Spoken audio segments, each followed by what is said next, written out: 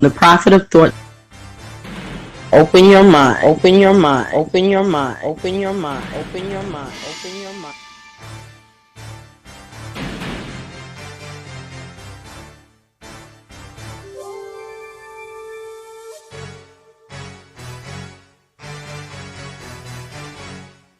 Open your mind, open your mind, open your mind, open your mind, open your mind, open your mind.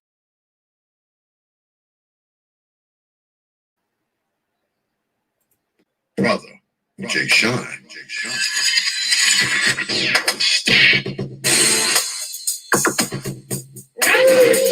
You get that work. You get that work.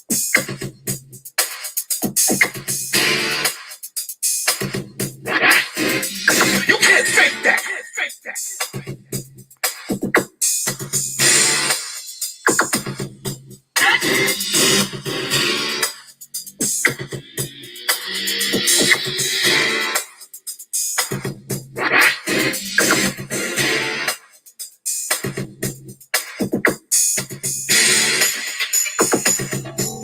Way off code.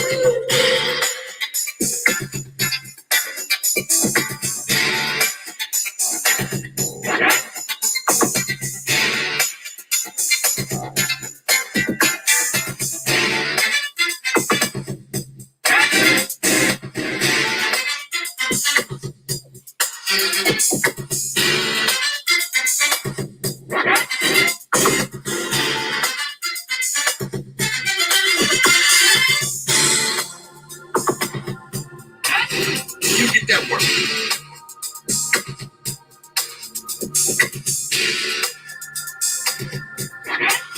You can't fake that. Fake that.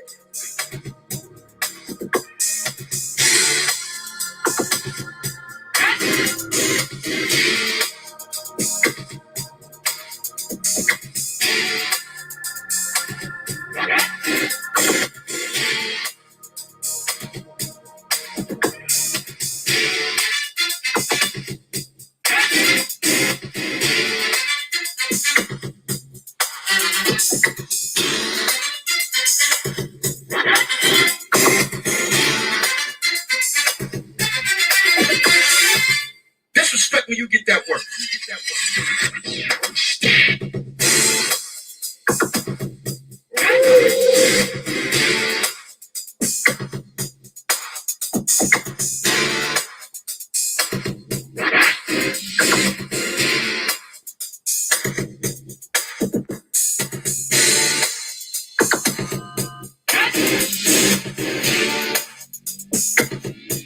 Way off code.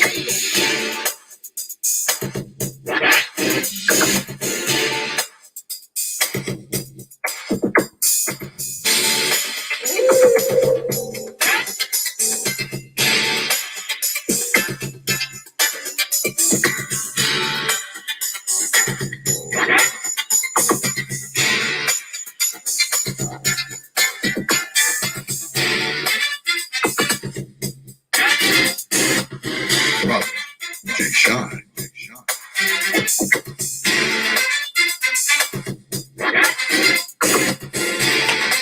You get that work. You get that work.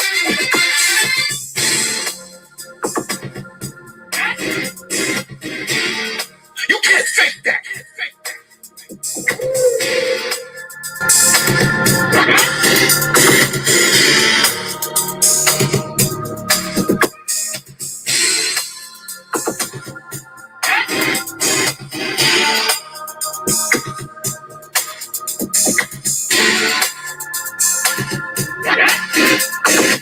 Way off code. Way off.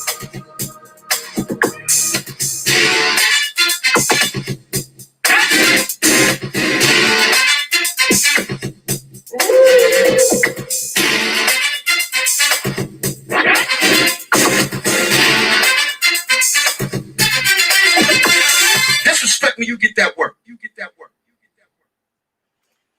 And peace, folks, and welcome back to a Saturday edition of the Prophet of Thought series right here on the T.P.O.T YouTube page. I'm your host, X, of course, but you knew that already. That's why your black asses are here. Special show for y'all tonight. My brother JSHine is in the house, and this is the first of Open your mind.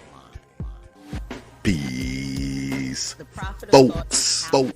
Once again, on the T.P.O.T YouTube page, we are back with another hard-hitting doubleheader.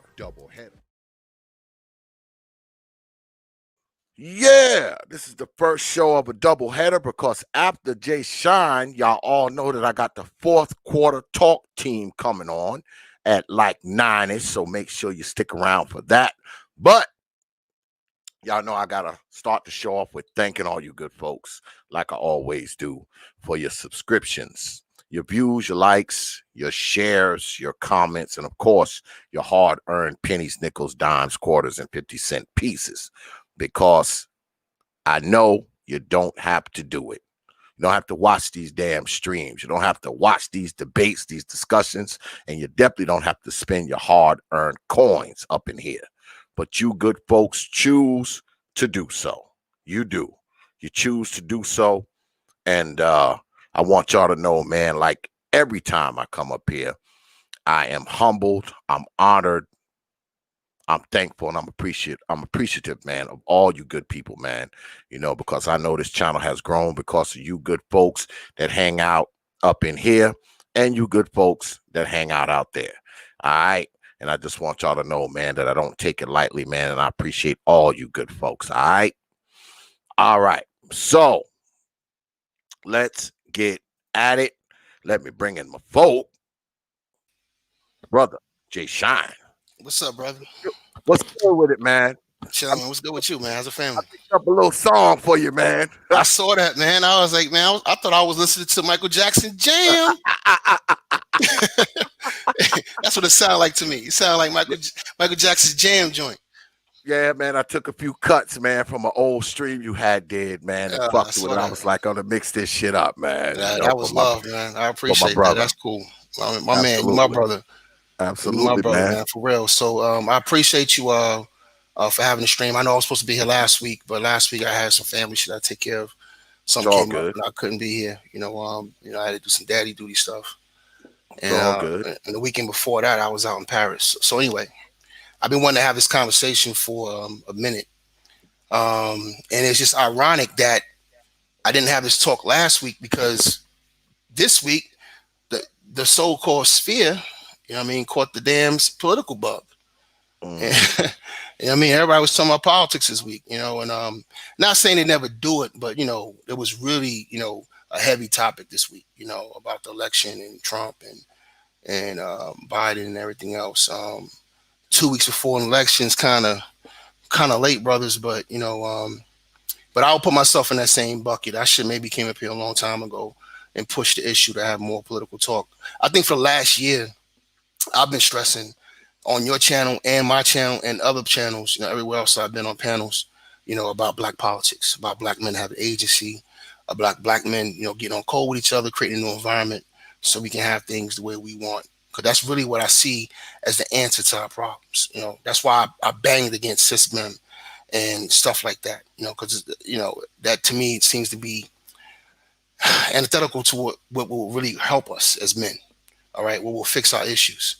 More division and more men not working with each other, not taking care of each other, not dealing with each other is not the answer. Our problems stem from disunity. We have competing groups against us, white men, other groups, Asians, Hispanics, you know, as far as the economy goes. But at the end of the day, a lot of our problems stem from disunity. We're not united.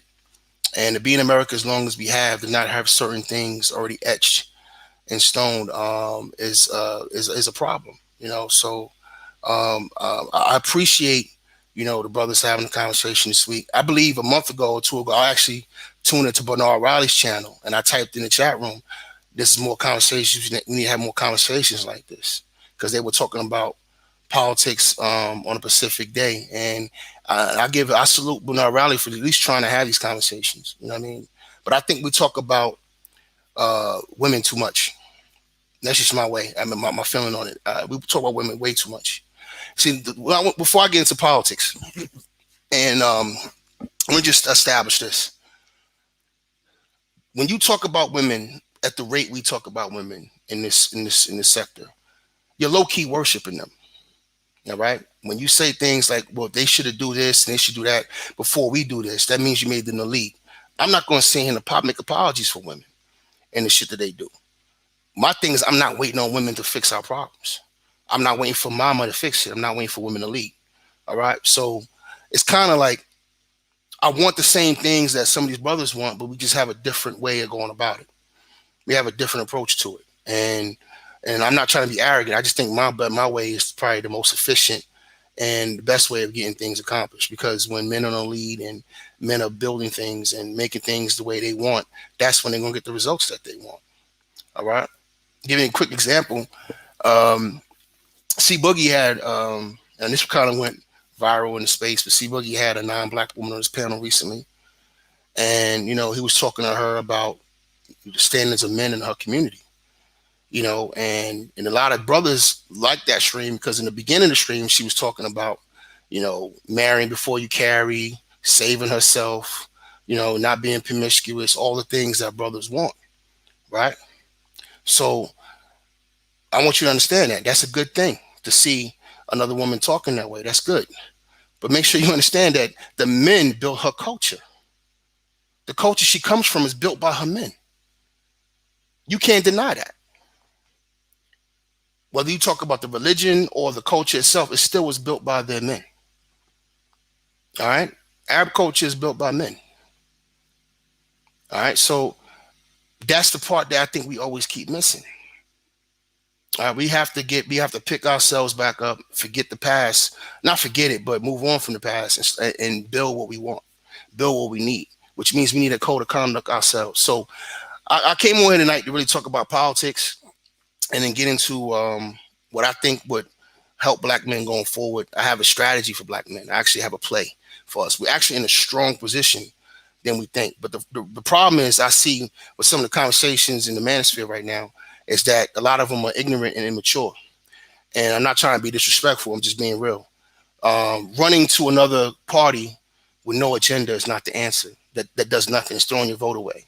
So if you want to hop off the Democratic train, I'm with you. But I don't mean you just run over to the Republicans and just give them your vote, carte blanche. It has to mean something. It has to make an effect. Black men voting for the Republican Party is not going to make a difference for them. It's not. It might make a difference in, say, South Carolina right now because Liz Graham's in a tight race. It might make a difference in North Carolina because the Republican down there is in a tight race. It might make a difference in the special election in Alabama because the senator down there is it's a four-way Senate race down there, so it might make a difference. Actually, you know what? It will make a difference, and that's actually part of my strategy. So let me get into it. This is the way I voted this year. On my ballot, there's two laws, I had to vote for. One had to do with veterans. The other one had to do with redistricting. I voted on that, and there was a judge on there, and also the House, the Senate, and the presidential nominees. All right. The way I voted is I voted for Quasim, a brother that I know. He happens to be a Democrat, but he's a brother that I ran into and I know him. And so I voted for him. I voted for the sister for a judge, and I voted for no redistricting based on what the Republicans are trying to do down in Richmond. And then, of course, I voted in favor of veterans. Now, here's where it got tricky. Senate. I voted for Mark Warner, Democrat Senate. All right. And the reason I'm voting Democrat Senate because black men, like black women, we vote emotionally. A lot of us get hung up over the presidential election and we forget about everything else on the ballot. What I mean is we never vote. We never target the Senate. We never target the Senate. The Senate controls who your federal judges are. All right. This is the main reason why white evangelicals, white business people, white fascists vote for those judges. The Federal Society has a cadre and a assembly line of judges that they want to put on the bench. Some of them unfit to be on the bench. And all those judges are doing is rolling back your civil rights. So when I hear brothers saying they're going to run over there and vote for the Republicans, you cut your nose to spite your face. because they're not going to give you judges that support you. I want somebody to tell me out of the 218 federal judges that Trump put in right now, which is a record actually, a third of them don't have the fucking judicial prudence to even be on the bench, which means they're flunkies. What are they going to do for you? See, there's a lot of double talk in the space. I believe in black entrepreneurship, men having businesses, and having black men getting on their business grind and making things happen. But I'm, as a property owner, as a business owner myself, I know if I roll into a court in front of one of those judges, I'm not going to get a good deal. Look what happened with Byron Allen. See, Byron Allen had 2 separate cases in California. So we're going to have a civics lesson today. He had 2 cases in California. One went before a judge that was appointed by Obama, and one was a judge that was appointed by Bush. He won the one that was appointed by Obama. He won that case. The one he lost was the one that was appointed by Bush. Then it went up to a conservative court and the Supreme Court, and it got kicked back. So he lost. Because federal judges don't deal with bullshit. They deal with money. They deal with commerce. They deal with discrimination laws, which is money. Things that affect your businesses. So when you have a business that's being discriminated against, like say you're not getting contracts that you should be getting. There's laws in the books in the city you in, and you're not getting your equal share of contracts, and you want to bring a lawsuit. These are going to be the judges that give you a bad outcome. All right? They're putting in activist judges right now to push and to maintain white supremacy. Okay? They're there to to calcify white wealth. They're not going to do anything for you. You don't have a chance with these judges. In fact, Amy Barrett, the chick they just pushed through right, and they're going to push through Monday, the last nominee, she had a case where a black man was called a nigger at work. She said, when it came up to her level on a federal bench, she was a federal judge, and it came to her level, she said being called a nigger in the workplace does not constitute a hostile work environment. I want y'all to understand something. We've always had federal judges in this country. It was federal judges that decided the Dred Scott case. There was federal judges that decided the fucking Boyd v. Brown case. There's federal judges that's given us bad decisions after bad decisions. There's judges right now who are trying to get rid of the Voters' Rights Act or the tenets of the Voters' Rights Act. They're trying to strip away your civil rights. They don't just believe that affirmative action is wrong. They believe that you having civil rights is wrong. They called it, what did she call it? Well, it was Anthony Scalia that called it. He called it, I forgot the term he used. He said racial. He said the Civil Rights Act was racial. It wasn't welfare. It was something else. It will come back to me in a minute. He said some real foul shit, and even they asked her this question in the nomination hearing for Amy Barrett, and she agreed with it back then, but now she's playing dumb.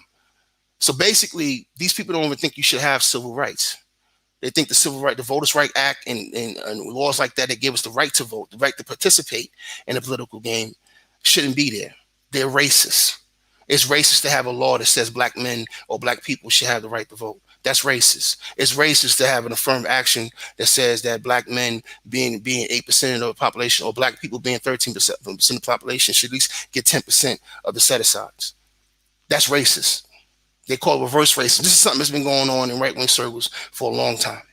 And this is going to affect you in business. Now, look, I know a lot of black men want to vote either against black women or just not vote for the candidate on that side. So here's my strategy.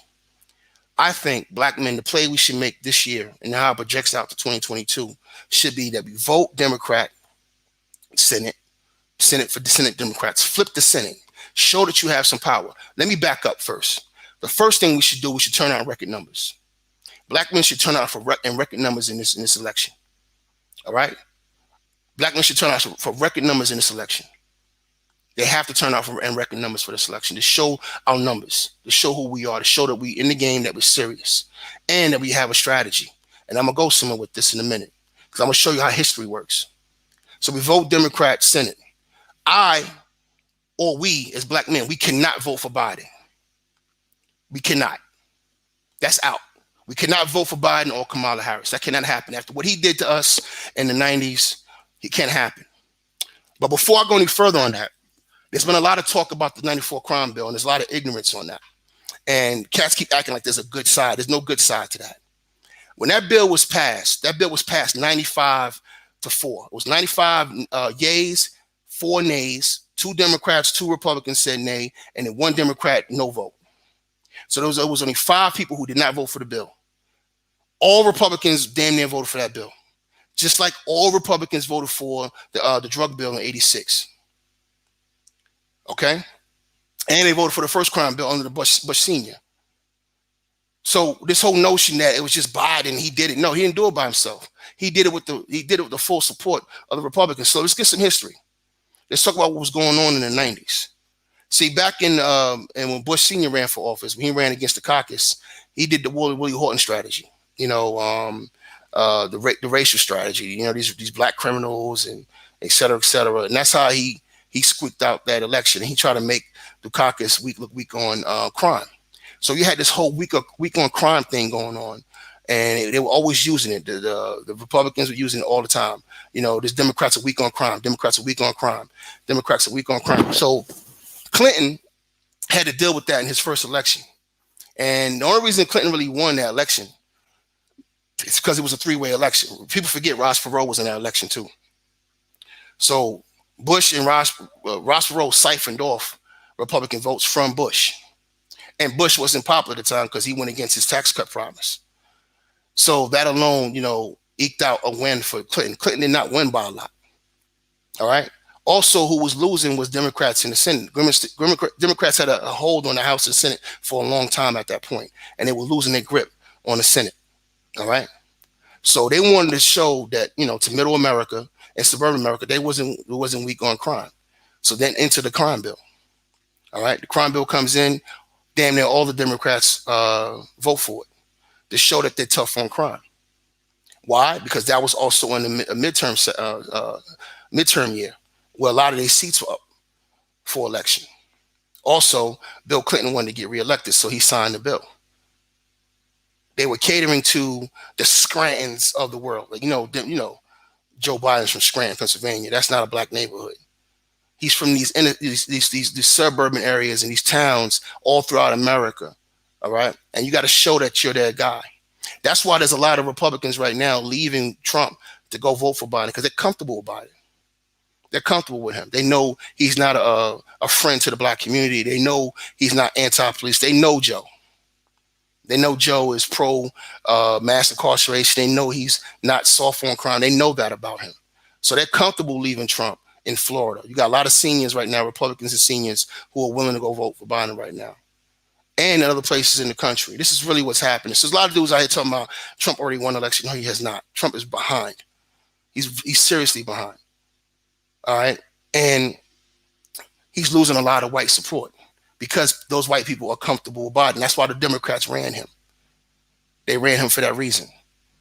They wanted him to be the nominee for that reason. They didn't want a liberal, wide-eyed liberal running on the ticket. Not now, because they're trying to get some of those white votes back. They're trying to get that center-left, that center-right vote back. So they ran Joe. So anyway, I can't vote for Joe Biden after what he did. There's no way we can vote for Joe Biden. Black men have to be strong about that. And that's where the strategy comes into play. So my solution is either you can vote for Trump if you're really strong about voting for Trump. I don't think you should vote for him neither. I didn't vote for him. I wrote in somebody. And you can write in who you want. I think we should do a write-in campaign. We write in, we here, we're present, we're voting in record numbers, but we're not voting for neither one of y'all. Now, this whole thing with Trump and the Platinum Plan is a farce. It's a joke. It's a joke. And I can't believe so many so-called thinking black men and smart brothers are falling for this shit. The man is in office right now. He has a rubber stamp Senate. Why don't he do something on that Platinum Plan right now? He brung this shit out in September. Why hasn't he done anything? So let's do some real news. Ice Cube came out with his plan back in July. Both campaigns contacted him. All right. Back then. The Democrats said we'd get to it after the election. The Republicans said we'll talk to you about it. Then in September, they come out with this Platinum Plan. The Platinum Plan came out after Ice Cube's plan. All right. Ice Cube already had his plan. And they already met with Ice Cube before they came out with this so-called Platinum Plan. That's really what happened. So there's a game being played.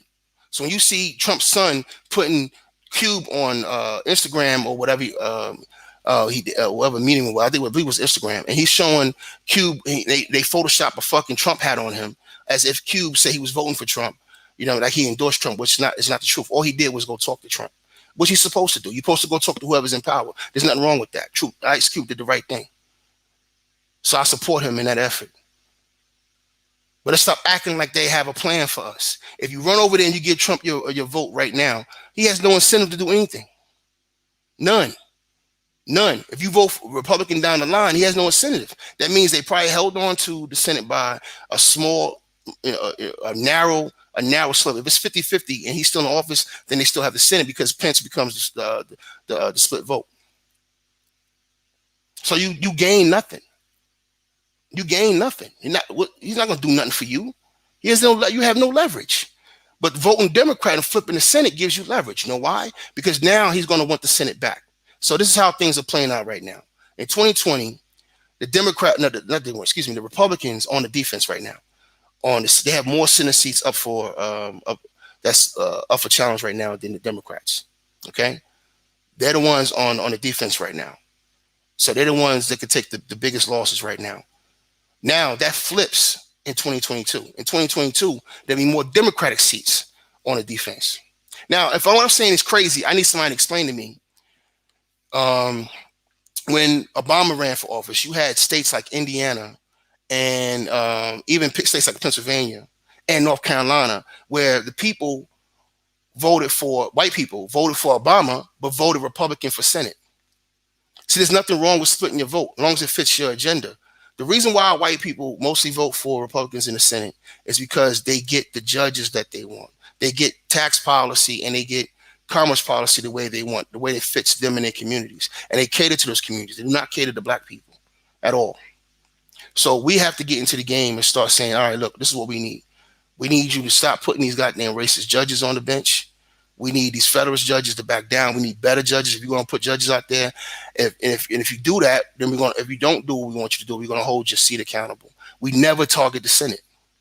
And another thing about 2022, when it's the Democrats on the defense, what does that mean? That means that you have Democrats who are going to be in states primarily where we are. These are seats we really can hurt. We can give the Senate back to Trump if he's in office, if he does some things for us. So that means he has 2 years to give some things specifically to descendants of slaves and black men and black people in black society. He has 2 years to do some executive orders and pin some of that platinum plan he's been talking about. We get a chance to see if he's serious about it. Because we can sit back and say this: we didn't vote for you in record numbers, but we didn't vote against you neither. All right? And if you need us in 2022, we'll be there if you do this. So now you have a card to play. Now you have what's called leverage. And no one's going to see you coming. See, this is how Jews operate. That's why the Democrats and the Republicans got to go to AIPAC. All right? When it comes to that money and who they support, they spread that shit all the way around. They might fund a Republican president, but they might also fund a Democrat senator. That's how Jews handle the support candidates, with money.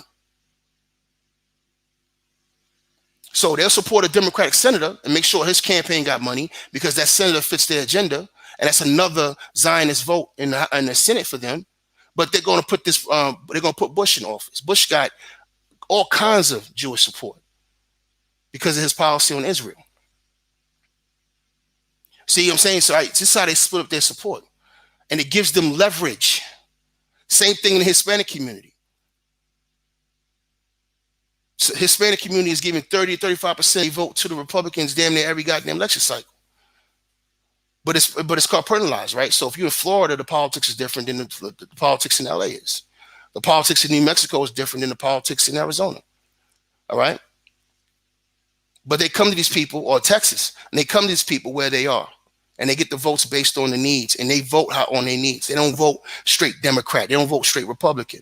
And that's why I will sit here and tell brothers to run over to the Republican Party is a fool's errand. There's another thing that the Republicans need to clean up. Is this fucking right-wing nationalism shit that's going on over there too. And that's another way where you can have a hand in that. You tap a lot of that down. See, right now, they can talk crazy on Fox News. They can talk crazy at these rallies because you're not really there. And what I mean by being there, I'm not talking about in the crowd. I'm talking about your vote has not really been there. They don't have no real numbers to go off and say as far as what support or what damage you could do to them or how you can help them. So you can show them this year what damage could be done.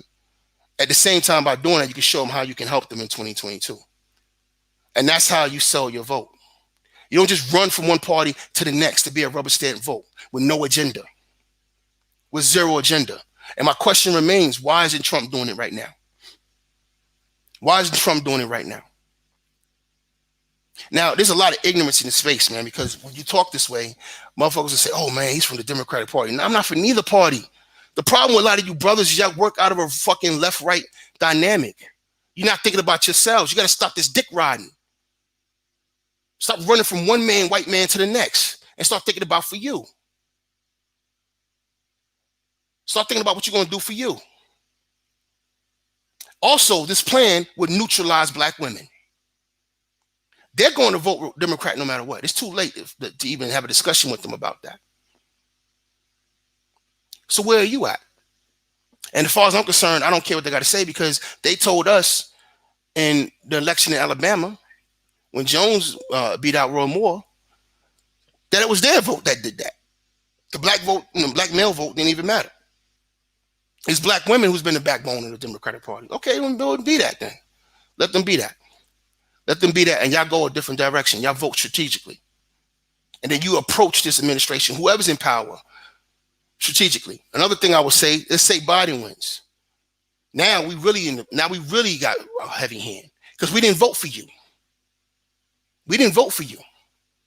If black men don't vote for him at all, that's a statement, not just to the Republicans, but to him as well. So if he wins, you're going to have to do something, bro, because your Congress, your Senate is at stake in 2022. And if you want to be a lamed up president, you better come up with some goddamn tangibles. There's a lot of people out here who think that we shouldn't vote at all. And I disagree. I had that same feeling because I couldn't choose between these two devils. I couldn't do it. I'm not going to do it. As a matter of fact, I already casted my ballot, and that's exactly what I didn't do. I didn't vote for Biden or Trump. I wrote in somebody. I did a write-in campaign, just like Republicans do.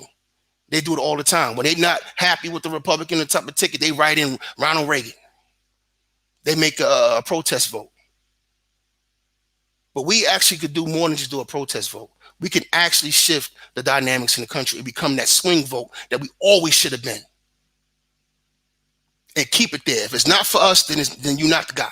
We're not doing nothing for you. And none of this bullshit about I'm voting for you and then waiting to see what he's going to do. Any fucking dude out here that believes Trump is going to do something on that platinum plan next year with no fucking leverage is a fucking idiot. You're dumb. Especially if you don't flip the Senate. Now, if you flip the Senate, you ain't going to flip the shit by what? 2 seats? Maybe 1? Because it's all right. So let's go through the numbers. Jones is going to lose in Alabama. The Republicans are running a goddamn football coach in Alabama. So he's done. So the Democrats are losing that seat. So right now, the Senate is 53-47. So let's just do the numbers. All right. Jones is losing that seat in Alabama. So now the Republicans will be 54-46. Right. The Republicans are going to lose in Colorado and they're going to lose in Arizona. All right. So that gives the Democrats 2 more seats. Now it's going to be 52-48. The Republicans are also going to lose in Maine. Collins, she out of here. So now it's 51-49, right? And those elections have nothing to do with us. We don't have the numbers to sway those elections. That's just white people and Hispanics. They're going to do that on their own. That has nothing to do with us. It's Colorado. That's Arizona. All right. That has nothing to do with us. I think we still should vote Democrat in there just to show the intention, to show that we're on the same page with each other. There's actually a fucking a conscience about this vote from the black men. Because I'm telling you something right now. They have not seen that from us since like the civil rights era. A consciousness in our vote from black men. That's why they go to black women. And the black women now have become the black vote, which should be embarrassing to us. So as black men, I'm saying we should vote in record numbers, come out here, flip the Senate. Now, how do you flip the Senate? Because right now we still got a situation where it's 51-49. Where black men do have an opportunity to make changes in Georgia, North Carolina, South Carolina, in that special election. There's 4 people running for the seat in Georgia. There's a brother running for the seat in Georgia. I'm thinking every black man should get behind him. I know it's going to be a long shot. It's probably still going to be Republican, but you still can show out there. The 2 you really got numbers to make a difference is in North Carolina and South Carolina. Yep. All right. There's a brother running in South Carolina too. Jamie Harrison. Jamie Harris, right? Lindsey Graham. So you got a chance to put 2 black senators in the Senate right now from the same state. And if you really turn out in Georgia, you could put 3 black male senators in the Senate. So that's making multiple statements. All right. But if you keep thinking about Democrat, Republican all the time, you're not understanding how this works in politics, how it gives you power. Because you don't have to stay with these people. Again, the Democrats up for re-election in 2022. You can swing a different way. Again, you're a swing vote. And you're voting your interests. The reason why we need to flip the Senate right now is because the Republicans cannot appoint any more judges. I can't stress that enough. You are cutting your nose to spite your face. Most abortion laws and abortion issues are dealt with at the state level. States are dealing with that. That's not federal judges. Federal judges deal with commerce. They deal with business. They deal with discrimination suits. Things that affect you directly.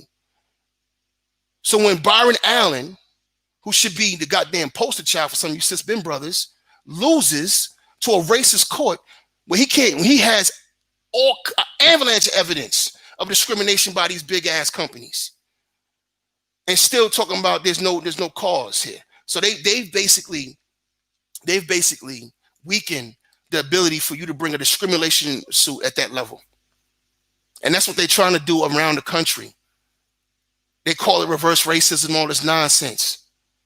They're trying to calcify their wealth. Then they do it through the courts. It's always been that way. It's always been that way. It's not the president and the Senate all the time. These judges around the court does it.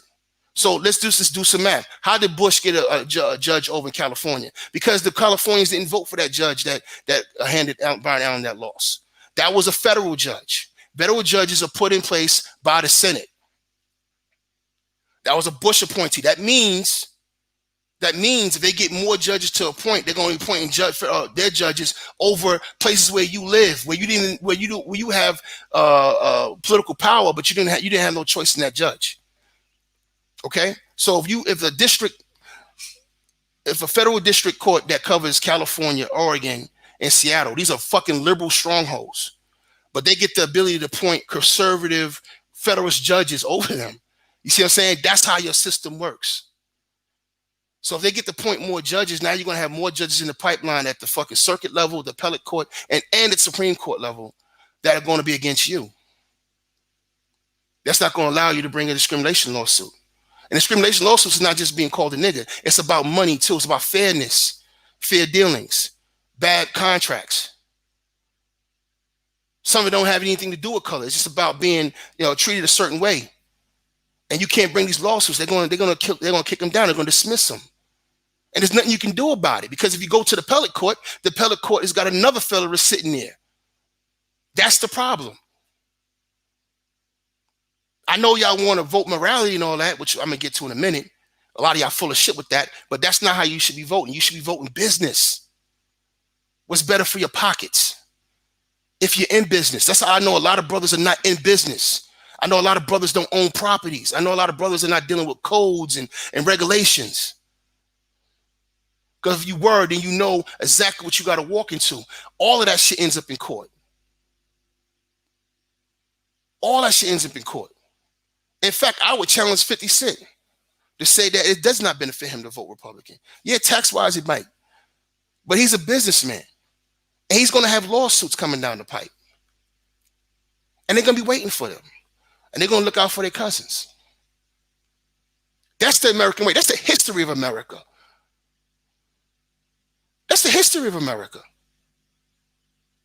Federal courts have never been friendly to us.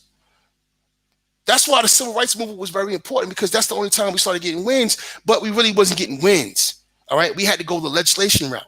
That's how we calcified it. That's how we got the Voters' Right Act and other things in place, because we had to get the legislation to do it. So we went to a racist party. That's why I don't have a problem with you going to the Republicans, but you got to have an agenda. And you got to have a heavy hand. You got to have power. And right now you don't have any power. So another civic lesson. Let's talk about the composition of the Senate. This is why you don't have any power if you just run over to the Republicans.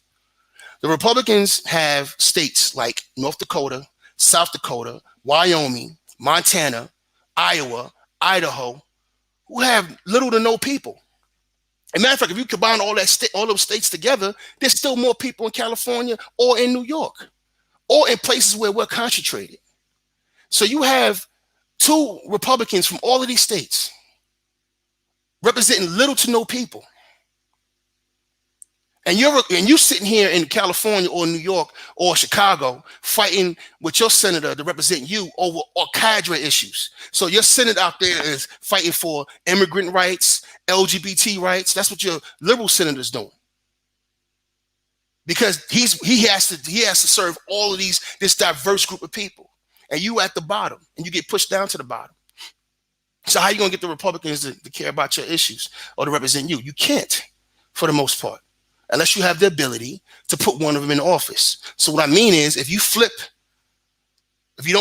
show out in Illinois, you vote against Dick Durbin in record numbers to help a Republican get that seat after Trump has signed some shit into law, you've helped giving him back the Senate. Now you've shown your power. Now you in the game. And now going forward, people got to take you seriously. They're not going to your women no more. What do black men want? What is the issues of black men that black men need addressed? That's how you take leadership. They have disrespected us by going to black women. Election after election after election, they have disrespected the fuck out of us. I would never argue with nobody about that. I got a huge problem with the Democratic Party about that. But there's nothing on the Republican side neither. And don't get it twisted. Every fucking crime bill that ever came out was also signed by the Republicans. They voted for yay for it. So you can't just lay it at the feet of the Democratic Party. In fact, let me give you a quick example how this shit works. Most of us are concentrated in Democratic cities, right? Okay, so they arrest you. They prosecute you. Then they send your ass to a jail or a prison that's out in a fucking Republican state or conservative state. Or they put you in a prison that's in a conservative town like upstate New York, where there's nothing but white people. They're doing business with each other, fam. When that crime bill came out, they started building prisons in Republican states. Why? Why? If they were so for our freedom, if they were so against what the Democrats was doing, why was they down the pipeline ready to catch us and hold us for profit? And they've made gazillion dollars doing this shit. In fact, when Trump won the election, the ACA stock went up. That's for private prisons, the private prison industry. That stock went up.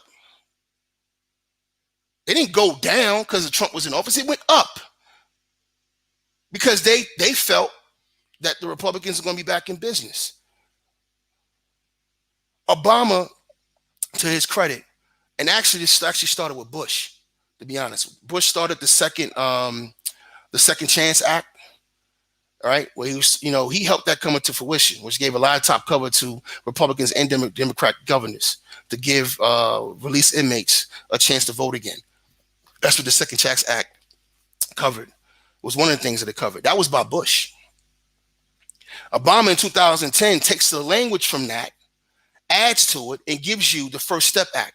The First Step Act is not Trump's law. He didn't create that. He didn't start that. In fact, it was introduced to the floor, reintroduced to the floor by a Alaskan Republican Senate in 2017, 2 months after Trump was inaugurated. So it's not Trump's bill. It's not something he cooked up. It was something that was already in the pipeline. The reason why it didn't get passed again is because McConnell's senators, the leader of the Senate, McConnell, was doing historical. What's the word I'm looking for? He wouldn't work with Obama. He was doing historical obstruction. He was obstructing the president. I mean, we never seen anything like this in the history of a presidency. That's why Trump was able to nominate 218 judges. Why? Because even though Obama got 100 judges on there, the other judges that he appointed were fucking recess appointments. That's all he can do. He couldn't get them confirmed through the Senate. McConnell wouldn't let it happen because they're playing the power game. Again, going back to the judges, why would McConnell do that? Because the people who sent them there, the people who sent all those Republicans there, don't want certain judges on the bench. They want judges on the bench that's going to do their will, and their bidding.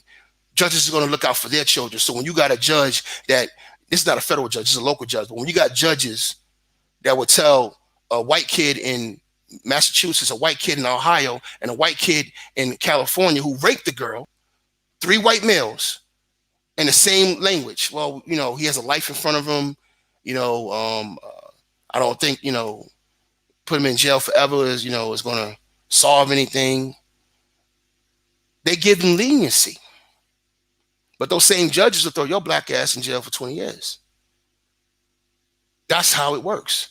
Right now, there's a brother who just got out of jail who was doing a life sentence in Louisiana for stealing hedge clippers. All right. He had a petty crime history. So using the federal guidelines signed by Democrats and Republicans in the 90s, like using like the 3 strike laws they developed in California, using federal guidelines, Louisiana said this is a repeat offender, be thrown away forever for stealing hedge trimmers. So in 99 or was 97, this man has been sitting in jail for, I'm doing some math right now, damn, 20-something years. So when it went to the Supreme Court again this year, the Supreme Court in Louisiana back in August, they voted 6-1 no to keep him in jail. That's how fucking punitive these white judges are. The only judge who said this is excessive and it doesn't fit the crime and he should be released was a black female judge who happens to be the fucking chief of that Supreme Court, the first in history. So when your judges are in place, they will see your humanity. Those other 6 judges did not see his humanity. They didn't care. They willing to keep him in jail forever, even though it's costing the state $1 million up at that point to keep him in jail. It cost the state $1 million. Why that $1 million? They don't care about that $1 million coming from the state and the taxpayers because it's going to their man. It's going to the industry. It's going to contractors. That's the game. Get you into jail so they can make money off your bodies. Republicans did that.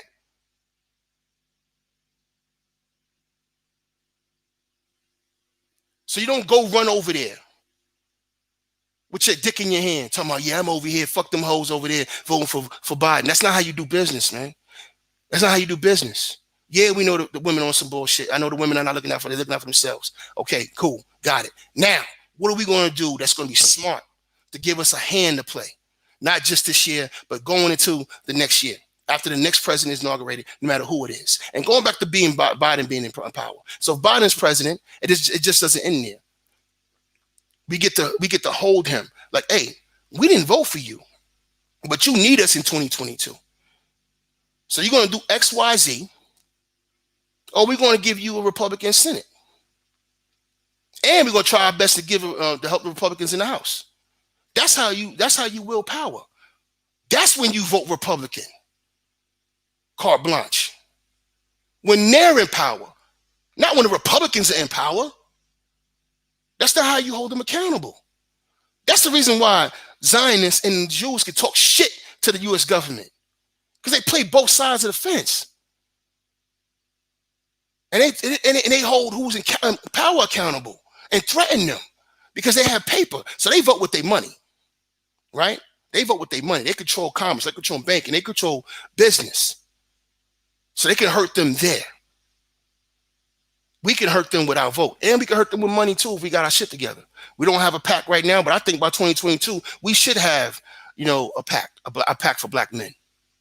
Exclusively for black men. But there's too many niggas out here arguing with each other. There's niggas in the chat room right now who has disrespected me since I've been up here. Who are not thinking.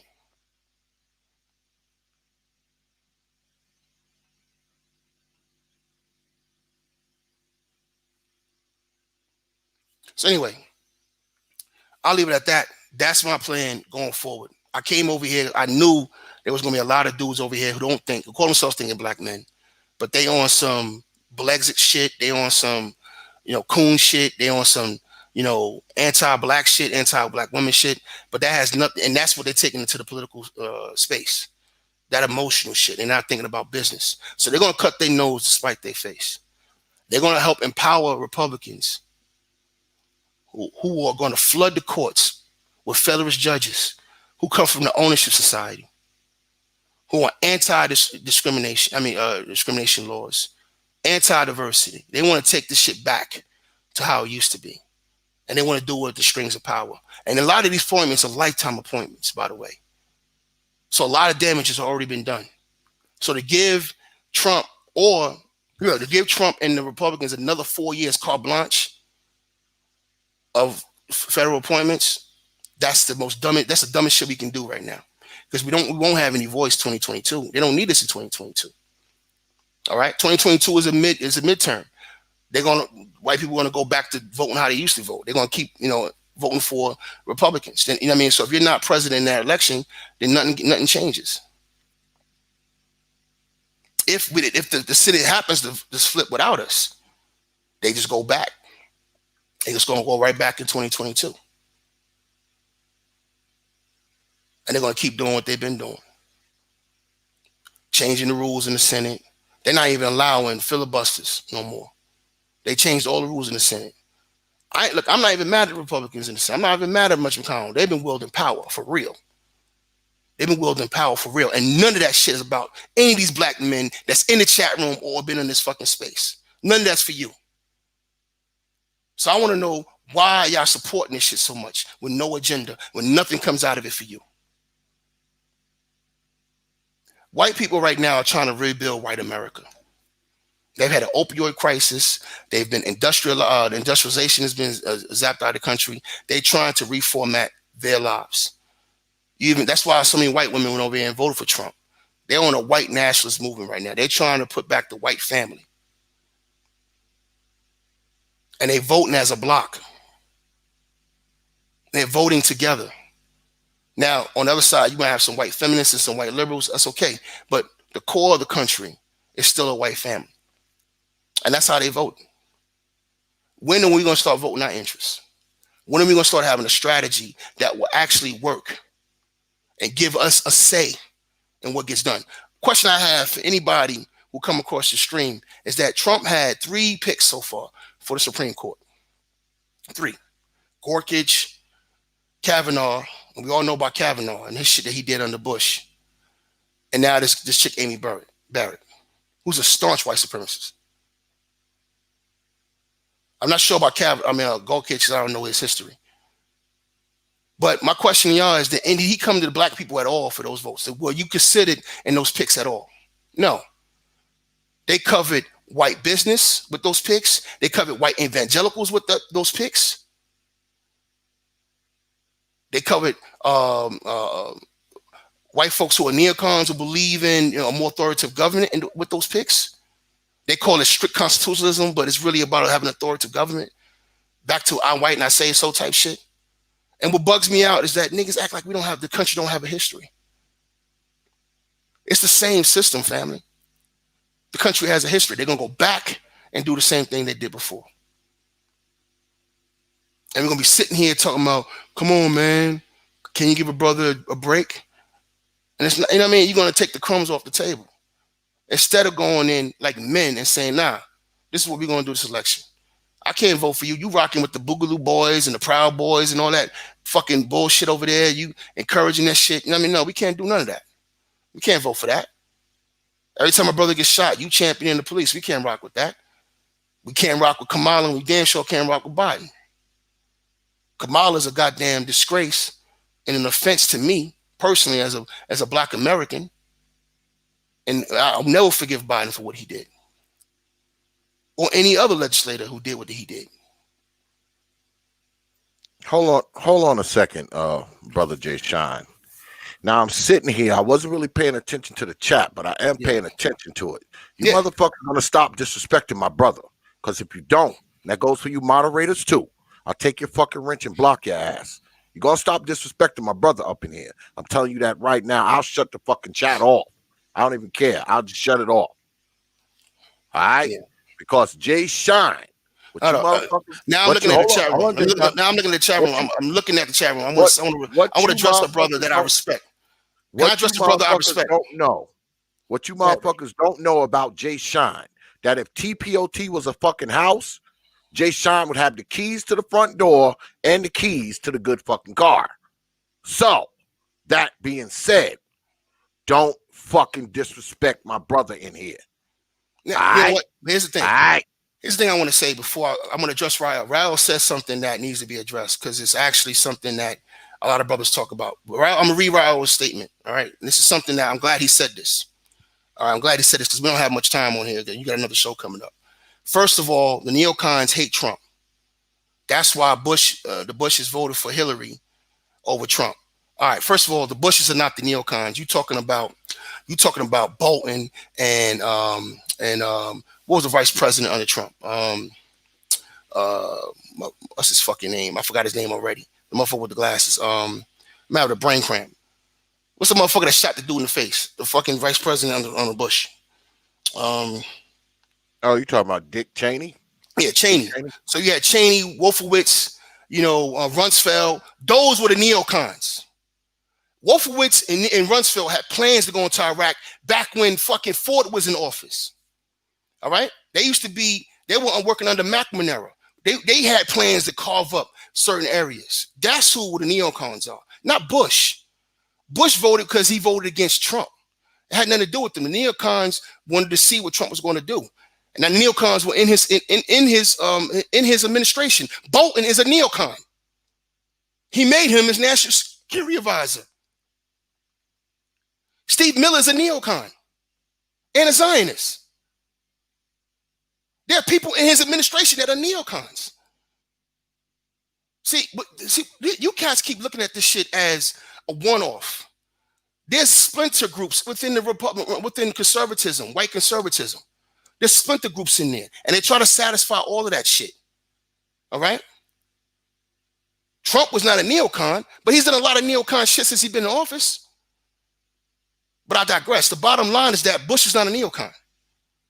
Bush had his strings were getting pulled. He was being undermined by Dick Cheney. That's why he don't talk to Dick Cheney to this day.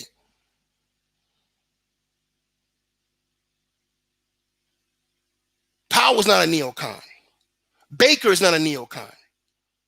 Those are the people when he brought in, when he replaced Rumsfeld, those were his father's people. He was trying to reset the order. Bush brought in his father's people because of what Dick Cheney did. Let me tell you something that Dick Cheney did that was ill. I'm going to tell you what he did that was real. He's been the most impactful vice president in our history. Let me tell you why. When Dick Cheney was hired to find, his initial job was to find and vet the vice president for Bush. And he ended up becoming the pick, right? But his initial job was to find the vice president for him. When Cheney got the pick and he became his vice president, which was running mate, Dick Cheney also was in charge of picking the department heads for state, DOD, energy. And he didn't just pick the secretaries and the undersecretaries. No, Dick Cheney went 3 levels deep into those departments. You know how I know? Because I worked at the fucking Pentagon. See, what I don't like about this SpaceX, is that experienced black men don't get listened to in this space. I worked at the Pentagon for 3 years for the top generals in the Army. I watched them conduct the Iraq war. You didn't know that. You talking to the same brothers in the chat room, the disrespect. The last time I came on here said that I was a thug. Nigga, I have a high security clearance. A lot of you motherfuckers in this space don't know what the fuck y'all talking about, man. I remember watching CNN and watching Fox News when it was conducting the war. And I remember General Brooks, one of the twin black generals they had working at the Pentagon at the time. One was the public affairs office. I remember being there when he was giving a briefing that was on TV and then turning the TV on and seeing how they spun it. Meanwhile, I'm in 1,800 briefings every day watching live reports coming from the battlefield. We're looking at injury reports. I'm talking about blood. People's flesh hanging off their goddamn tibias. Yes, JSHine was there in the Army Operations Center. Not the fake one, the real one. There are a lot of professional black brothers who came to this space that you niggas have ran off with your incel, idiotic behavior because you refuse to listen. You don't understand how politics work. You don't understand how the world works. You never worked around men of power, but you suck their dicks.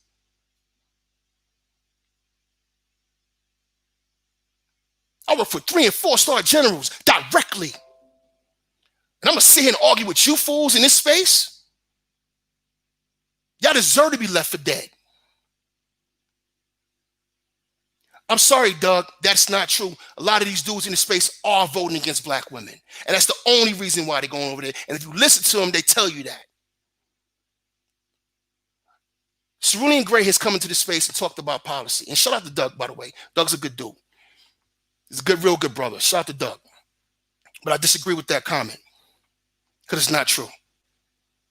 Cerulean Gray has come into space and talked about policy. And then brothers counter him with morality. They counter him with morality. And I'm trying to figure out where's the morality right now. Where's the morality right now? There's a lot of bullshit going on in the black sector because you so-called brothers in this space have defended a lot of black male fuckery. We have used a fine-tooth comb to go through black female fuckery. We've aired that shit out. We've gone through it. We've called a thought and a hoe a hoe. We called a sex worker a sex worker. But y'all niggas in this space have defended male sex workers. Y'all have defended tricking in abroad, tricking on the mainland. Niggas out here buying stoves. Y'all defended that shit. Y'all defended niggas talking about single mothers in America ain't shit, but single mothers in the DR and Brazil is okay. Y'all defended sex tourism. Don't kick morality to me. If it's about business, let's just do business. Let's keep it business. Let's be mercenaries about this shit. Because when y'all made a moral argument against black women, I was here. I've been in this space 5 fucking years. Ain't no one can, okay. I hate a wretched whore like more than anybody in this space. That's why I don't tolerate them in my real life. The reason y'all got an issue with me because I keep fucking pulling that blanket off your ass. All this running to Becky, that's going to fix things. No, it ain't. That's the fucking mother of feminism. Black women didn't invent feminism, just like they didn't invent whore culture. You jumping out of the frying pan into the fire. And the reason why you're going to get fucked over there, just like Michael Strahan and other brothers who hopped the fence, what do you want from me ass niggas? It's because you really don't have no game. I can see Keisha coming right away. If you can't deal with Keisha, you cannot deal with Becky. You ain't ready for her bullshit. You ain't ready for her bullshit. There's too many white men in court dealing with them. I work with them. White men on their 2nd, 3rd, fucking 4th marriages. And I gotta sit here and listen to you niggas talk about white women like you know. This has become a space of ignorance. And because a motherfucker disagrees with you, you go to disrespect. But I'm telling you right now, if it was my fucking face, you wouldn't do it. I guarantee that shit. So I'm gonna move on, X. Now, I was gonna do the top 10 reasons why black men should reconsider marriage and use marriage as Excalibur. What I mean is, I was gonna give the top reasons why marriage should be Excalibur. Because I'm all about standards. And I'm about having standards for women. All right. And I was gonna go through the top 10 reasons why we should have standards when it comes to marriage. But I don't have time to do that now because I got to get off of here in a few minutes. I'll come back and do it another time. All right, X, I promise. Absolutely. This is the JSHine series. So now I know how you feel about marriage, X. Whenever you want to come through, shit, I've been married for 19 years. So yeah. I mean, I know how you feel about marriage, X. You know what I mean? But I told you a long time ago, you the last married nigga.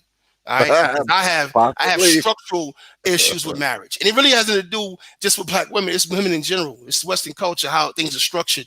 And I was going to give the top 10 reasons why marriage should be Excalibur, which means you set a standard and have a template for what's considered marriage material and what you should patrol yourself to. I'm not anti-marriage at all. I'm for it, but I think it's an important institution that should be preserved. And right now, all these fucking divorces and bullshit marriages that we seeing out here, I want the men to throw a fucking monkey wrench in that. Well, I'm an old nigga, so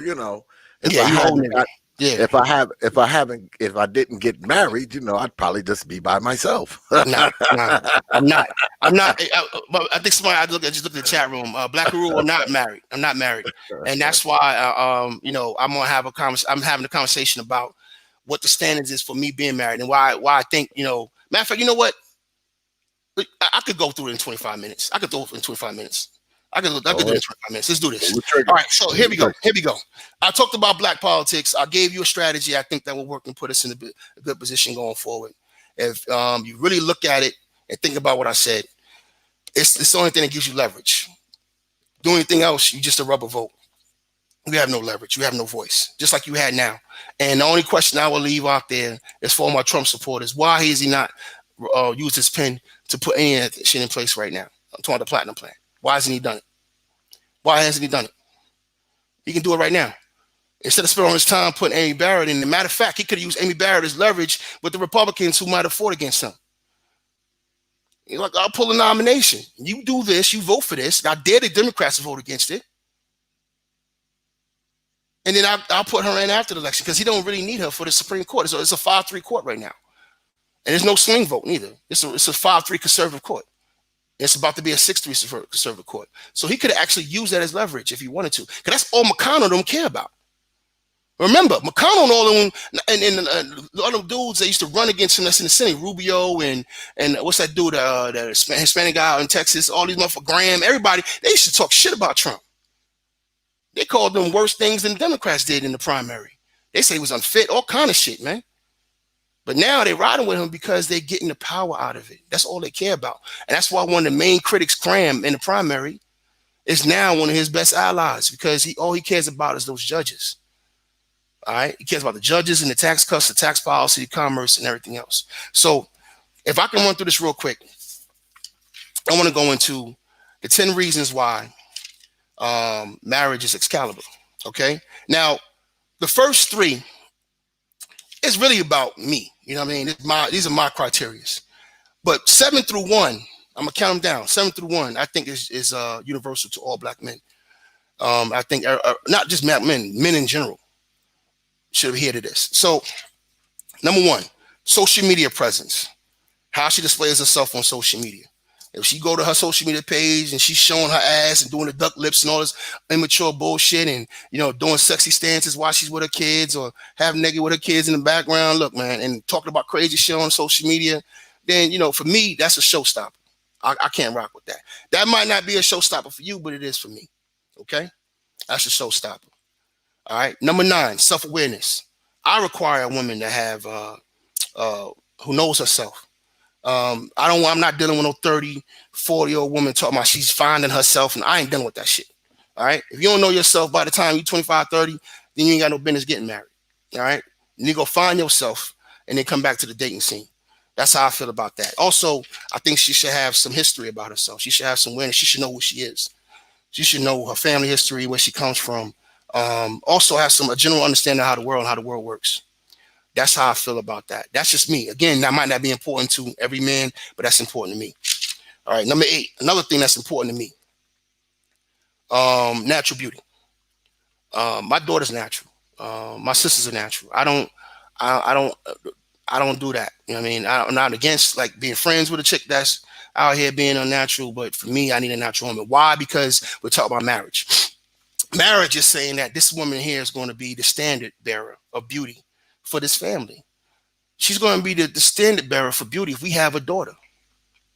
And what a lot of women do with this unnatural shit is they tell these little black girls that they're ugly the way they are. All right? And I can't have that in my house. Period. Now, am I against women doing what they do? No. I'm talking about marriage. I'm not marrying that shit.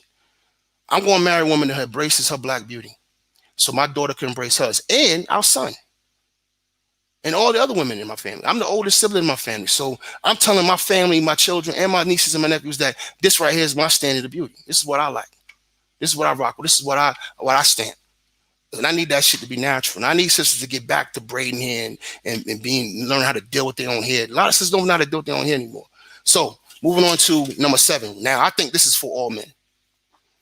All right. This is about business because marriage is a business. Your wife or your potential wife cannot be a conduit a financial conduit to other men in other communities. Her spending habits, all right, where she spends her money. A lot of our sisters And a lot of women, period, they loyal to certain businesses and certain industries, and they just give, I'm talking about billions of dollars a year to increase the wealth of other groups of people. To me, that's a no-go. I can't have that. I understand we still have to spend money with other groups because there's certain things we have to get from other groups, but you can't have an addiction to it. All right, you can't have an addiction to it. Our sisters spend $20 billion a year in hair care products, not just weaves, but hair care products. And a lot of that shit go to Asians and other groups of people. When you marry that woman, your money now is going towards that. Okay? I can't do that. I'm not subsidizing some Asian family's child to go to college. I'm not doing it. So that's number 7. Number 6, debt. There's a lot of sisters out here, a lot of women out here who are carrying debt. Now, I'm 43 years old, so I've dated women up or down the age scale, and this has been a common trend amongst a lot of the women that I run into.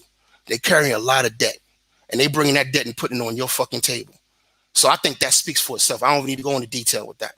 If you're serious about your money and your business, don't be a tender dick nigga and just take a chick on with debt, because now you're taking on her problems that you did not create. Number 5, and it should have been number 1 for me, promiscuity. A question I ask a lot of sisters when I talk to them, because I talk to mostly sisters, but I even talk to some white girls from time to time. My question to them a lot is, what are you giving your future husband? You know, y'all want to have hot girl summers. Y'all want to go through a quote unquote whole phase, which is a bunch of bullshit. There's no such thing as a whole phase. That's just you doing what you want to do. And whole phases are not necessary. That's nonsense. But I digress. The bottom line is that promiscuity, what are you giving your future husband? So you're going to run around here, fuck all these motherfuckers, suck all these motherfuckers, and then marry a motherfucker. And he's supposed to kiss you at the altar in front of his family. He's supposed to be love you and protect you, and then you want him to be loyal to you. That doesn't make any sense. That's a game that's been played by women since the sexual revolution started in the 60s and 70s. All right? When they've been free to go out here and be promiscuous and have their little excursions. And then they get to a certain age. Oh, I'm looking for a husband. You see what I'm saying? And I think, you know, to me, maybe I think too much of myself, but I'm not trying to marry a hoe, all right, or a form hoe or a path. I'm just not trying to do that. Now, are there exceptions to the rules? Sure. I was watching Donovan Sharp a live stream earlier this week, and he had a porn star on there, and the porn star was talking about how some of these porn stars, these female porn stars, get married right after they have men lined up to marry them right after they finish working. Okay. So there's certain guys that don't care about that kind of shit, and that's to each his own. All right, but that's a big one for me. Number 4, public representation. Now, public representation is different from social media. Public representation is how she represents herself in public to other people, how she dresses, how she talks, how she acts. All right, I don't think I really need to go into detail on that. If I'm married to you, you represent this marriage. You represent this family. You're not a single woman no more. You ain't about you no more. This is no longer independence. This is interdependence. You represent this, and you represent the family. So how a woman talks in public, how she represents herself in public, how she carries herself, ultimately means how she's going to represent and carry you. So if you're dating a chick and she's not representing herself correctly, that's how she's going to represent you in the marriage. Number 3. Don't contribute much to the marriage. There's a lot of women out here who think that you should do all the man work around the house, do all the man shit, and still push strollers and do half the cooking too. And the question I have for brothers, this is a question for brothers, because this ain't got nothing to do with her. What is your protection worth? You laying your life on the line for your children. I think that's worth dinner. I think that's worth being catered to. I'm saying even if you in a situation where you make 60% of the money, she make 40%. All right. But if you doing the car stuff and you doing the lawn stuff, all right, and you taking both cars to the goddamn, dealership and to the mechanic, and you under both cars changing brakes and changing oil, and she ain't doing none of that, then I need her to push that stroller. I need her to cook. I need to do what we call womanly work. If I got man work. All right. See, a lot of problem with a lot of sisters out here is they want old school niggas, but they want to be a new bitch. All right, and y'all gotta shut that shit down. That's a tolerance thing. All right, and that has nothing. That's in all marriage. Actually, that's not even just a marriage thing. That's if you cohabitating, if you living with a chick, you assuming the risk of her. You the man in that situation. So if something happens, you assuming that risk. All right, so let me finish up because we only got a few minutes left. before you gotta go to your next extreme X. Number 2, actually, this should be number 1. This is actually my biggest one for me. Divorce rates. All right, divorce rates. Men control proposals. Yes, we do. We control who gets married, but we do not control marriage.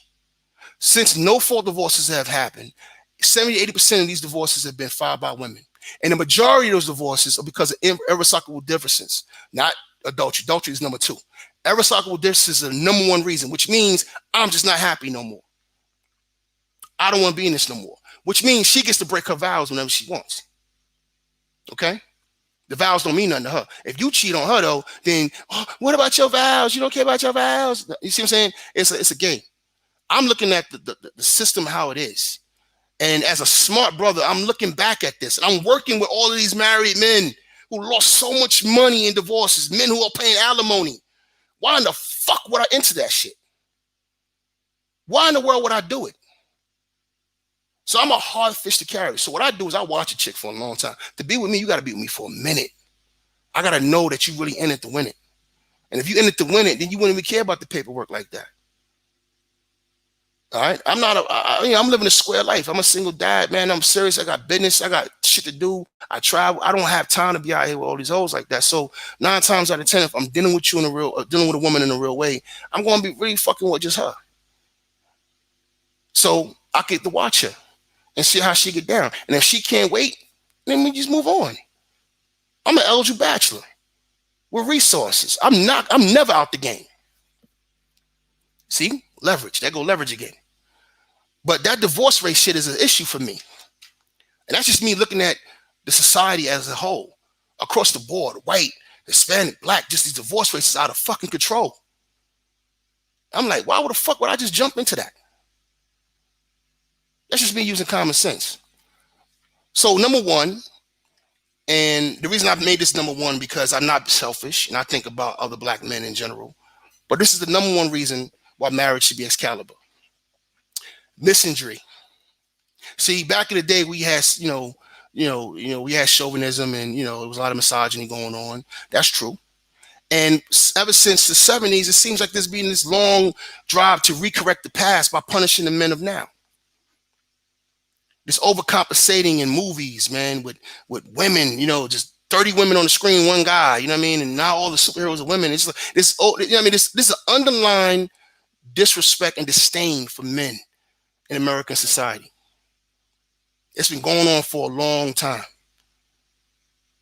And I think it's really out of control because the last time I checked, men still built the buildings you live in. Bridges are still getting built and repaired. Roads are still getting built and repaired. The infrastructure is still great. You're in the greatest country in the world, which has an infrastructure. And that infrastructure is upkept by men. So when you throw in your tampons and your wipes in the toilet, there's men going down to clean that shit out of the sewer. There's men unclogging those sewers. So there's been a carte blanche disrespect for men all across the board, and I see it. And it needs to be checked. And I think knowing that a lot of women want to get married, I think that's a heavy, heavy, heavy sword we wield. Because that's something that she wants. I had a conversation with my mother recently because one of my sisters, man, is with a dude that she shouldn't be with. And, they about to get married. And it's not her daughter. It's my father's daughter. So it's my half-sister. And I was talking to my mother about it. My mother was like, yo, she's not listening to you. She's not going to listen to you. That's a serious thing with women. There's nothing you can do about it, Jay. And she's talking to me. That's a serious thing with women. I'm telling you, as a woman, women who are friends, I know a lot of women who just got married because they just wanted to get married. They wanted, it's a dream of theirs. So they were little girls and they wanted to get married. And I say, cool, don't fuck around with it. Don't fuck with it. Make sure your shit is straight. Make sure you're in a position to be a husband and take care of your family. All right? And you wield that shit like Excalibur. And the only person that can carry it and have it is those who are worthy. All right? And then if you thought the chick was worthy and she's not, then this is what you do. You take that fucking sword and you throw it back in the lake, the lady, give it to the lady of the lake. Get rid of it. You bounce. You leave her alone and move on to the next. Concentrate on your wealth building. Concentrate on your assets. Keep building yourself as a man.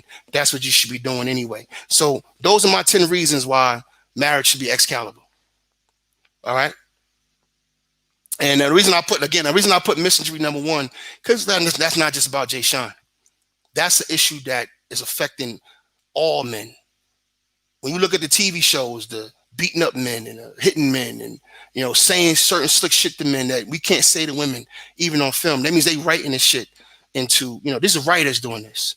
So there's an overcompensation going on, and that shit needs to be addressed because, like I said, the last time I checked, the infrastructure is working. The last time I checked, your cell phone is working, and I see men climbing half a mile on towers, the fixed cell towers, when they get fucked up. So there's a lack of respect that's going on in Western culture, and I see it over here too in Germany. All right, it might not be as bad as it is in the States, but I see it over here too. Your men keep your infrastructure, which means there should be a baseline of respect you have for men in general. And again, if you're going to be my wife, you can't have that level of iniquity. You got to live in integrity as a woman. That's a lack of integrity.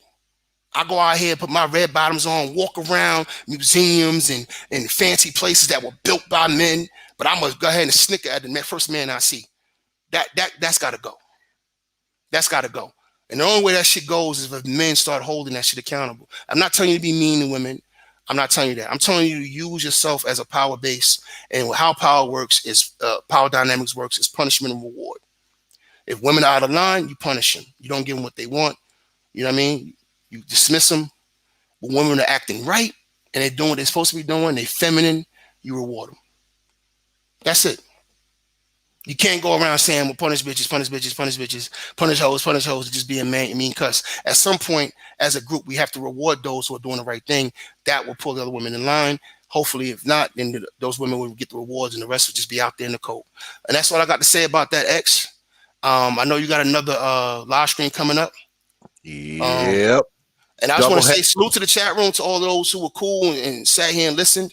You know what I mean? And heard what a brother had to say instead of being disrespectful. You know what I mean? But those who were disrespectful, hopefully you go back and listen to what I said and listen to the game plan. You know what I'm saying? Hey, J.I., I know you how you feel, nigga. I know how you feel. This nigga J.I., wow. Shout out to brother J.I. I disagree with J.I. on so much shit, but I respect his gangster. Yeah. You know what I mean? I do. Absolutely. You know what I mean? Absolutely. The dude he's 100 with the shit. You know what I'm saying? And I respect that. We can disagree, but I respect him. You know what I mean? And I think his petition is a game changer. You know what I'm saying? It is. Oh, yeah. It is. You know what I mean? So shout out to J.I., man. There's some things I would do different, but I give salute to that brother. Marriage is dead. I agree. But the only way it comes back alive is if we men have standards, J.I. You know what I mean? Dead. It's dead for you, niggas. It's dead for you, motherfuckers. God damn it. It ain't dead for me. God damn it. Yo, so salute to everybody in the chat room, man. I'm going to get out your way, X. Thanks for giving me the floor, brother. Hey, man, this is your series, man. You gonna have the floor. This is your series. But this is the thing I want to say before you leave, man. Now, you my brother, all right? Yes, sir. And a lot of shit that you say, I may disagree with. But one thing I want to tell you motherfuckers out there, y'all know how I'm doing my fucking chat room now. Don't disrespect my folks, man. Don't do it, y'all, please. Don't make me turn this fucking chat room off. Do not disrespect my folks. What y'all allow, I will say again. What y'all don't know about Brother JSHine, I will say this shit again for the motherfuckers in the nosebleed seats. If T.P.O.T was a house, JSHine would have the keys to the front door and the keys to the good car. Do not disrespect my folks. Do not do it. Hey, don't. X, can I add something else real quick before I go? Because it's on my heart. I want to say this too to those listening. We have to get back as black men establishing some goddamn rules again. All right. We're not living in integrity right now. What I mean is there are brothers in this space that write me who are professional black men who will not speak in these chat rooms because of the bullshit that go on in the chat rooms. So what you're doing with the fuckery, the bullying or trying to bully people, you know what I mean, with your nastiness, is you silencing other black men who might have something to say. Now, I know a lot of y'all don't care about the community. But I'm telling you right now, for you to have agency in this world, you need your brothers. You need your group. I live in the world. I work with other men. I know how we're being looked at, fam. When I sit here and bang against sex tourism, that gives us a bad reputation around the world. I know how that makes us look. It's not about hating you. It's not about downing you. I'm looking out for you. I'm trying to tell you what wins, what works and what doesn't work. Only thing I stopped short on is marriage counseling because I've never been married. So I don't go into the marriage. I leave that to ex and niggas that been married to talk about marriage and shit. I don't get into that. I never been married. You know what I mean? I know what my standards is for a wife, for whoever I'm going to marry. I know that. I could dictate that shit, but I'm not going to sit up here and talk about some shit I don't know. But when I talk about politics and power, let me explain something to y'all, man. If I die tomorrow, there's going to be retired generals at my funeral. That's the people I work with and the people who have my respect as a man because of the work I've done. And I can't tell you everything I've done because of my clearance. But the reason why men like me don't not come back to the community or come back to these spaces is because of this disrespect. Now, I got tougher skin than most. I really don't give a fuck what you niggas say, to be honest. Because when I hang up with X in about 1 minute, I'm going back to live in this penthouse I'm living in. You understand me? And my daughter's down the hall. And I'm not on child support. So when it comes to beating your baby mamas in court, navigating the corporate world, navigating government, working with other groups of men, and navigating the politics of that, having your money game right, owning property. JSHine's your guy. I've been successful in all areas. Let me give you another secret. And I'm not saying this to brag or not to brag.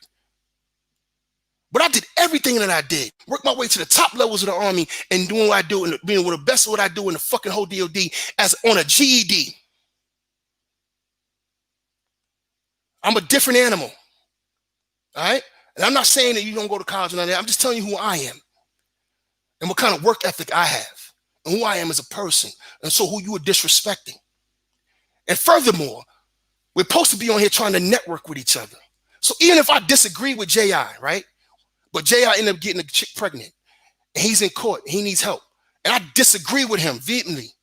If J.I. calls me and says he needs advice or help on how to deal with his baby mama or go through this court system, I will sit on the fucking phone with him for hours helping that brother be a father. Will you do that?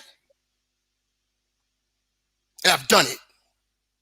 And anybody who's talked to me behind the scenes, who emailed me, had some conversations behind the scenes, know that about me. So we could disagree, but it should be no disrespect. Business is life, and life is business, man. Y'all niggas handle yours. Yeah, man. JSHine, my brother, you already know, man. You gotta come back, I guess, in another 2 weeks, man, and do another one, man. Because this is installment number 3 of the JSHine series, folks.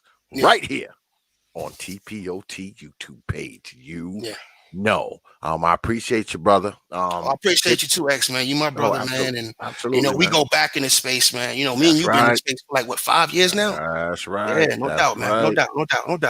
You know what I mean? So salute to all my brothers out there, whether we agree or not. I wish y'all the best. And and watch out for those strags and wear a condom. I'm out. Peace, my brother. Hit me up, call me. All right, dog. Peace. Yeah. Just got off the line with my brother JSHine, and you freaking Negroes out there gonna try to disrespect my brother. I will reach out and choke your asses. Fuckers. But anyway, y'all know that this is the first, like I said, man, you know, me and brother JSHine have known each other for a while. I mean, me and him, we talk regularly on the phone and shit like that and all that kind of shit, FaceTime and all that bullshit. So, I mean, JSHine is my folks. Now, like I told him when he was here, I don't always agree with him. But goddamn it, I'm never going to disrespect him, even if I vehemently disagree with him. Vehemently disagree with him. I will never disrespect him. So I'm not going to allow y'all to do it either. I'm not going to allow y'all to disrespect him. Not JSHine. Absolutely not. I'm not going to let you get away with that shit. I'm not. I'm going to stop you. Even if it means just shutting the chat room off and have 5 people watching, so be it. Y'all already know. I want order in my court, man. I want order in my court. I don't think that's a lot to ask from grown-ass men who probably have grown-ass children and grown-ass lives. It's not a lot to ask for grown-ass men to conduct themselves like grown-ass men. You can disagree without disrespecting folks, man. Come on now. Now, if you got that big of a problem with someone up here, y'all also know that this is a debate channel too. Yeah, this is a debate channel. You can hit me up on my email and say, you know what? I want to debate that Negro. And guess what? I'll make it happen because we do debates here too. So I say again, all right?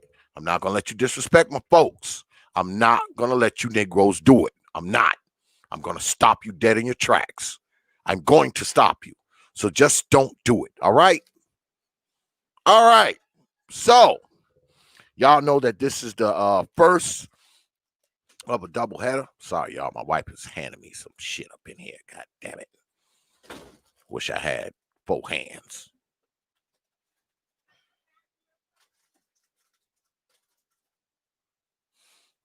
My bad. Yeah. So y'all know this is the first of a double header. All right. We're gonna take like a 5 or 10-minute break. I'm gonna eat a little bit of this food that my wife just handed me, and we're gonna come on back, man, because y'all know we got the one and only fourth quarter talk team in the house. And I mean everybody, man. Everybody. Big Duke, Kenny Conjo, Lady Topaz, Third Ward Colombian, and of course, Brandon L. behind me back here. Well, Entanglement L. I keep calling him Brandon L. Yeah, the fourth quarter talk team, man, gonna be up in the house. And yeah, man, it's about to go down. So don't go anywhere. I'm gonna take about 5 minutes, y'all, and gobble some of this food and take a couple puffs of my damn cigar, of course. And then we're gonna be right back. So go right back. Go to the next stream, y'all. Go over to the next stream because we about to throw down with the fourth quarter talk team. And I'm talking all of them. The whole team is going to be right here on the T.P.O.T YouTube page. You know. I thank y'all for sticking in there, and a big shout out to my brother JSHine for coming through. And I think yeah, this is the 3rd installment of the JSHine series. So look forward to more of them, man. And just remember, man, you can disagree with my brother, because me and him, we disagree all the fucking time. We talk a lot and we disagree like a motherfucker. We have some deep conversations on the phone, and I disagree with him on a lot of shit. But one thing I never do is disrespect him, and likewise, he's never fucking disrespected me. So I ain't gonna let y'all do it, man. Just don't do it. All right. All right. I'll see y'all in about 10 minutes on the next stream. Don't go anywhere.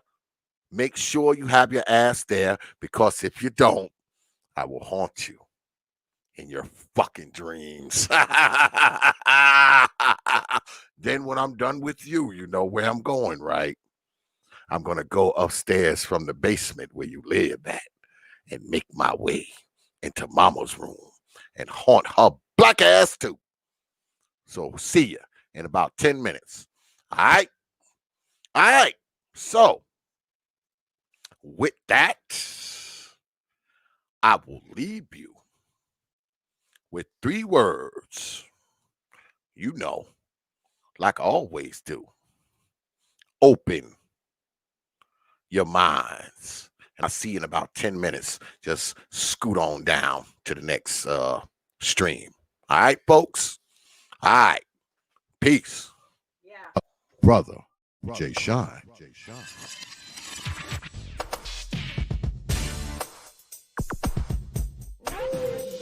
You get that work.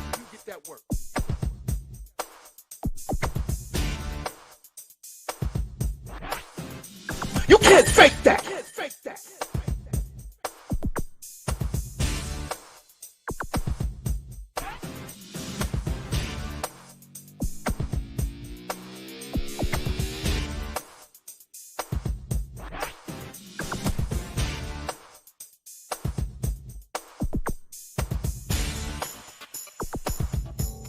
Way off code.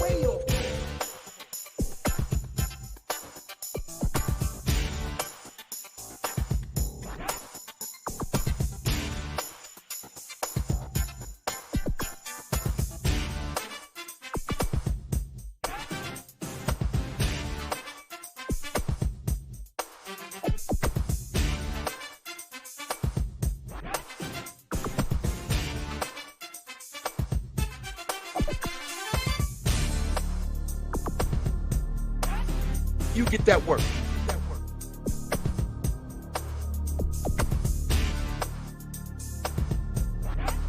You can't fake that.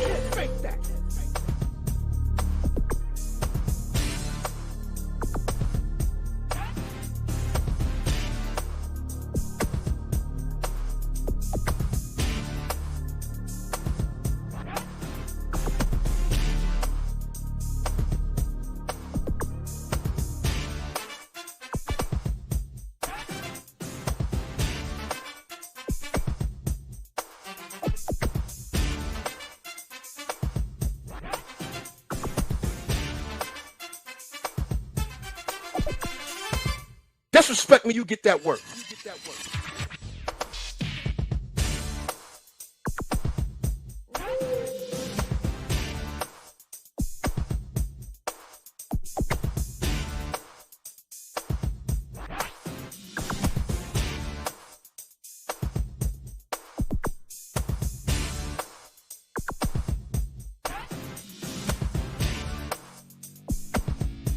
Way off code.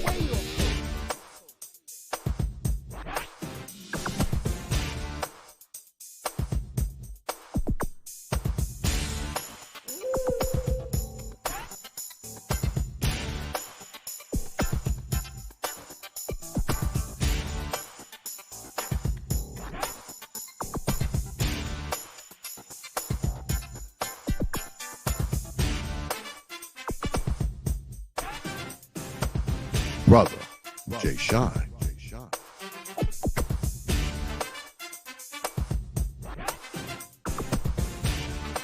You get that work. You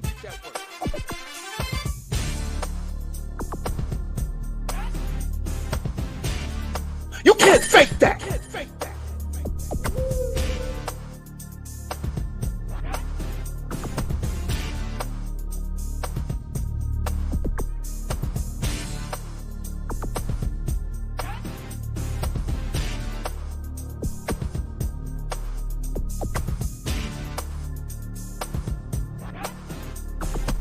Way off code.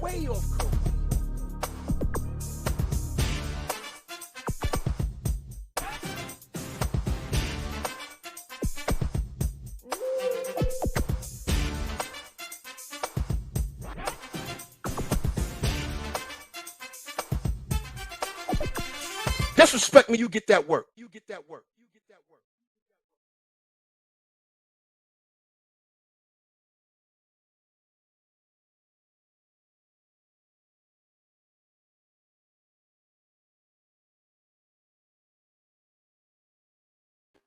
Only from the Prophet of Thought Series Media.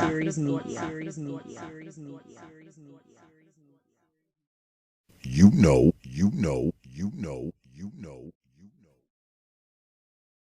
Open your mind.